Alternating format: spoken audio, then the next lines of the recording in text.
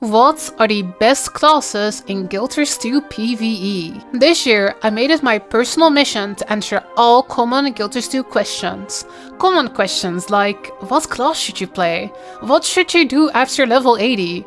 Can you beat the clock tower on the Wii Fit balance boards? That last one is extremely common. But today, I am answering perhaps the most difficult question of them all.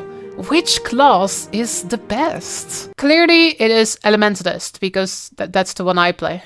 Nah, but seriously, this is a difficult question to answer, but it is clearly a question which a lot of you have. Lots of gaming news websites have tried to answer this question with varying degrees of success. But in Guild Wars 2, I asked for a So today, it is time for me to take a crack at answering this question. Specifically, I'll be taking a look at how good the different elite specializations are in PvE. But why should you listen to me, this random YouTuber? I play this game a lot. I've played all of the classes at a PvE endgame level, and I also hear mysterious voices in my head trying to help me out.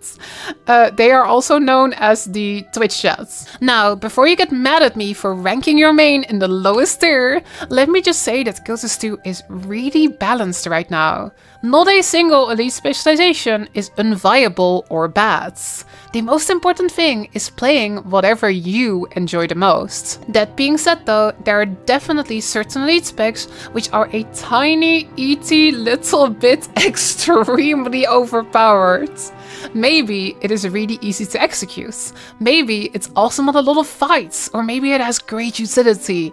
Those elite specs are the ones which will end up ranking higher on my list. We're looking for the perfect balance between being good, fun, and easy. Also, if you are not familiar with the classes yet, I highly recommend watching my class guide first. That video is much more focused on introducing the classes to you, while today I'm gonna talk more about how good I think they are. And with all of that out of the way, it is time for some hot takes. First up today are the Necromancer specs. Necromancer is known for being very straightforward to play, but it is also very powerful at the same time. So all of these elite specs are gonna rank pretty highly. Reaper is an incredible power DPS, but it also has solid condition options. It hits like a truck, it's easy to get started with, and it is very tanky with a lot of utility. I also just think it's really fun to dash around, being a Reaper of Death with a big spooky scythe. Reaper doesn't really do support roles, but it is easily one of the best DPS specs in the game right now, so I'm gonna put it straight into S tier. Definitely a specialization which I would recommend to just about anyone. The next Necromancer spec is Scourge. Scourge is also one of those specs that is absolutely meta-defining right now. As a condition DPS, its DPS output is theoretically slightly on the lower end, but because it's really easy to execute and because it has great range, you will often still end up doing the most damage in an actual fight. Scourge can also be a fantastic healer, and in my opinion, it's one of the easiest healers to learn. It has everything that a healer needs, but it also has incredible rest potential with transfusion. You can basically teleport down people to you and just rest them super fast. This gives you incredible carry potential. You can really carry your team to victory. All in all, Scourge also easily ends up in S tier. Oh, by the way, if you want to learn how to play Condi Scourge DPS, I actually made a guide for that pretty recently. Link is in the description. The final Necromancer spec is the Harbinger, which is my personal favorite Necromancer spec, because it's a little bit less survivable, and to me that makes it a bit more exciting to play. It is a solid Condi DPS, but most people want to play Condi Necro just kinda opt for Scourge instead, because it's just a little bit easier than Harbinger. Harbinger is also got a good quickness DPS build, but it's not really the most popular option out there. All in all, Harbinger ends up in C tier. Speaking of squishy, let's talk about my main, the Elementalist. First up is Tempest. Tempest is probably my least favorite LE spec, but it's not bad. It's got a solid alacrity healer build, but in my opinion, it's one of the harder healers to master. Don't get me wrong, it's not like super complicated, but you gotta be a bit tactical about how you go for your attunements. It's also got a Conde DPS build, which recently got buffed a lot. It is really easy to play while simultaneously being really powerful. This is a great first LE build to get started with, and also a great build to keep playing because it's just really good. Tempest lands solidly in A tier, mostly because of its DPS builds. The next LE spec is the Weaver. Weaver cannot really do much support, but it's got one of the hardest hitting power DPS builds out there. Instead of attuning to just one element at once, Weavers can attune to 2 elements, which is pretty awesome, but it also gives it a bit of a learning curve. Weaver is very good, but it's not very beginner friendly, and often you end up working a lot harder for the same damage as some of the other DPS builds out there. B tier. Catalyst is actually quite similar to Weaver. It hits hard and it's pretty complex, but not because of its dual elements, but because of its energy management mechanic. Unlike Weaver, it does have the option to do some support by bringing quickness. Personally though, I find Quickness Catalyst a little bit painful to play, because you need energy to give your team quickness. When something goes wrong, it's really easy for you to run out of energy and for your quickness to just kinda disappear. This means that Catalyst also ends up in B tier. Our next class is the Mesmer. Mesmer already packs a ton of utility, like Portal, MOA for UGC, Feedback for Reflex, but some Mesmer specs definitely seem better than others. Chronomancer was not in a great spot for a long time, but currently it's actually kinda good again. You can be a boon DPS, giving your team either the quickness buff or the alacrity buff, and you can play either of those with the exact same gear and rotation. The only thing you have to change is a single trait. So if your team really needs quickness, you can bring that. Or if they really need alacrity, you can also bring that. You can be super versatile as a Chronomancer. It also looks like Heal Chronomancer might be becoming a thing in the very near future. And once again, you can bring either quickness or alacrity really easily. Chronomancer is very versatile, but you do have to manage your clones, and there's also this continuum split mechanic, which can be a little bit tough to learn. Chronomancer ends up in A tier. Next we have Mirage. Mirage is just kind of not in a great spot currently. As a DPS, it's very difficult to play to the max of its potential. It's called an alacrity DPS build, but because the clones despawn when they kill their turret, it can be very difficult to provide alacrity effectively if the enemies are dying quickly. Mirage can be awesome for soloing bosses in open world, but in instance endgame, Mirage is kind of struggling right now.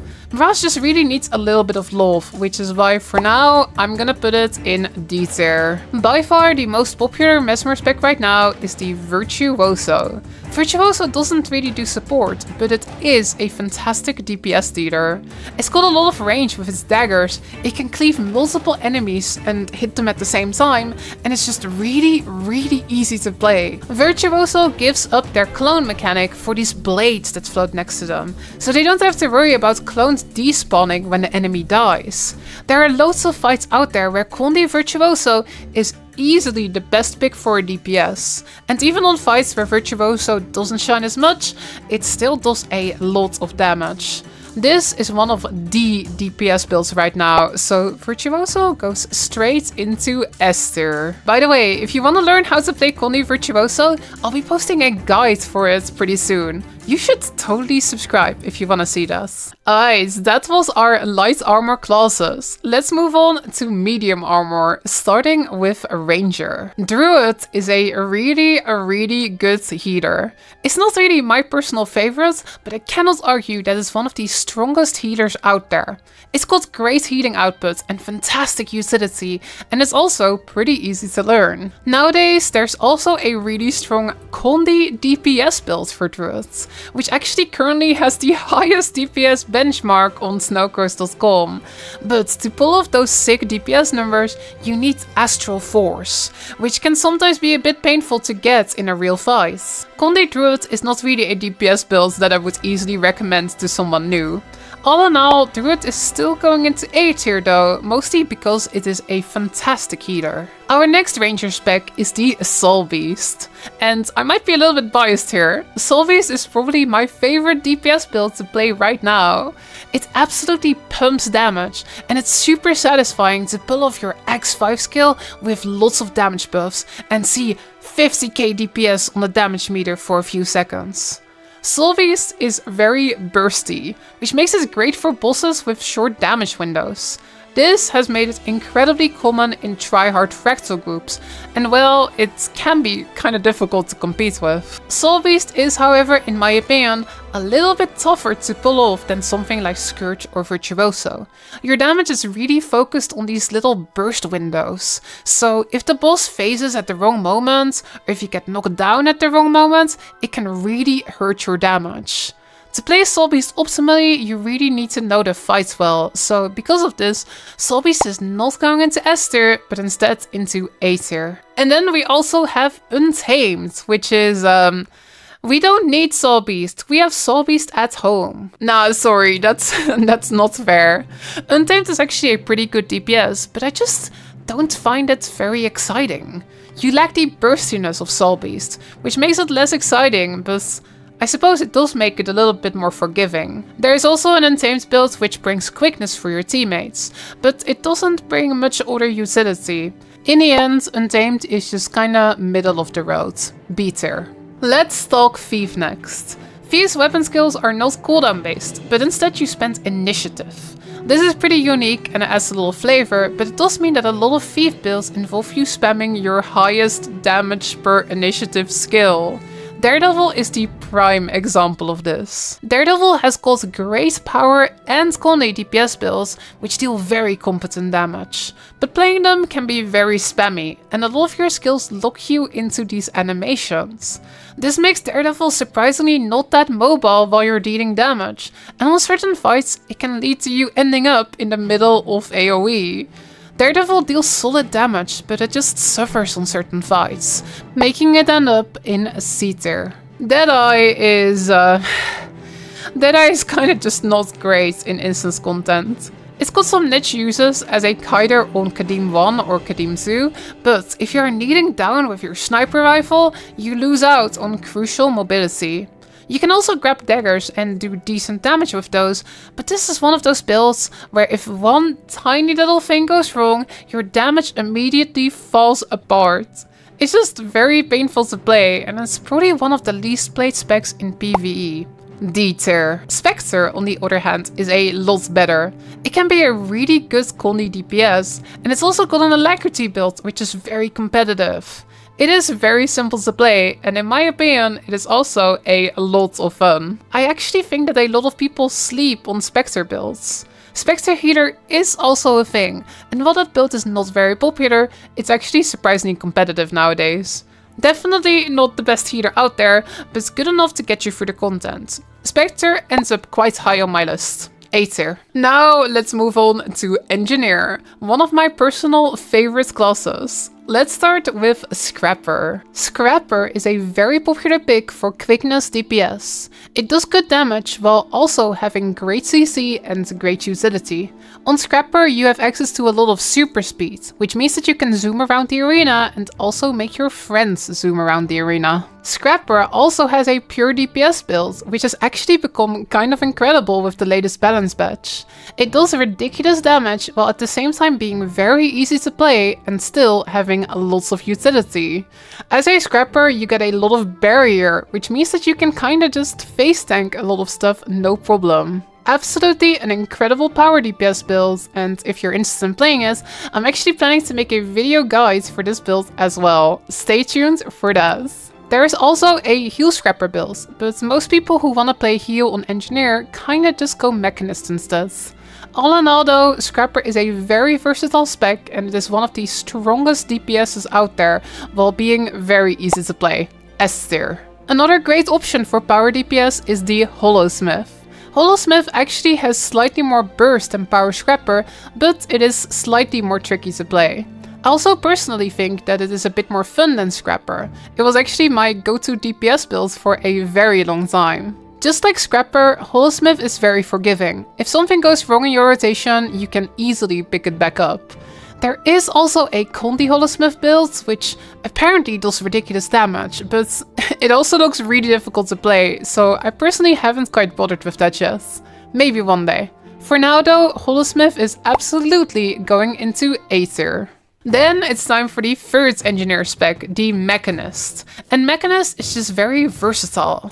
There was a period in time where power rifle DPS Mechanist was everywhere. It hit extremely hard while being probably the easiest DPS build to play in the history of the game. Since then, Rifle Mechanist has been nerfed pretty hard, and its DPS numbers are on the lower side of the spectrum, but it's still very easy to play. It's still a build that I would highly recommend playing just because it's really easy and really accessible. There is also Condi Mechanist, which is not quite as easy as the power rifle build, but still pretty straightforward, and it does very decent damage. That is not even all though. You can also relatively easily adapt these DPS builds to give alacrity, and you can also be a competent healer. Mechanist might not be super widespread, but it can just kinda do almost anything, while at the same time being pretty easy to get into. A tier. Alright, there's still a couple of classes for us to get to. The 3 heavy armor classes. Let's start with a warrior. Berserker is fine. It's actually a spec which I personally do not like very much, but it is a fairly popular pick and it is pretty good at what it does. You can go into this Berserk mode and get access to your primal rage skills. The idea of doing high damage on Berserker is to basically stay in your Berserk mode all the time and keep generating adrenaline for these primal rage skills. It's very spammy, and being knocked out of your Berserk mode feels really bad. Berserker is just not really my thing. If it is your thing though, it is a solid damage dealer which ends up in A tier. Oh, I kind of forgot about this, but it also has a pretty good quickness build. Spellbreaker is more my thing. I would say that it's a bit easier to play than Berserker. It's just less spammy and it's a bit more forgiving, but it also does a little bit less damage. It's got great quality of life. You are very survivable and you also get a ton of stability kinda just for free. It's very comfy to play and it's very straightforward to play, and I highly recommend it to just about anyone looking to get started with Warrior. Also A tier. Finally, Warrior's last spec is the Bladesworn, and Bladesworn is struggling a little bit. I do absolutely love this build, but it's just a tiny bit awkward currently. For those of you unfamiliar, you get this Gunblade weapon, which you can charge up for Dragon Slash. And Dragon Slash does absolutely massive damage. This makes Bladesworn very bursty, but it also means that if you miss your Dragon Slash for one reason or another, your damage entirely falls off a cliff. This means that you need quite some encounter knowledge to effectively play Bladesworn, but right now you don't get rewarded that much for being able to play Bladesworn. Bladesworn can also bring alacrity, and that build is also pretty alright, but the challenge in playing them just kinda doesn't feel like it's worth it. Bladesworn is ending up in B tier. Next, let's talk about Guardian. Guardian is actually balanced, which is weird. For a long time, Guardian had the reputation of being ArenaNet's favorite class, which was always brokenly strong, but that is not the case anymore. I would actually go as far as to say that Guardian is just kind of right in the middle. Guardian's first spec is the Dragonhunter. Dragonhunter is a decent damage dealer.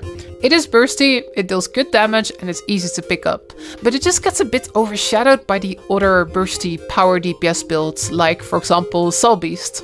Dragonhunter isn't bad, but it's just kinda middle of the road, and in my opinion it's kinda boring.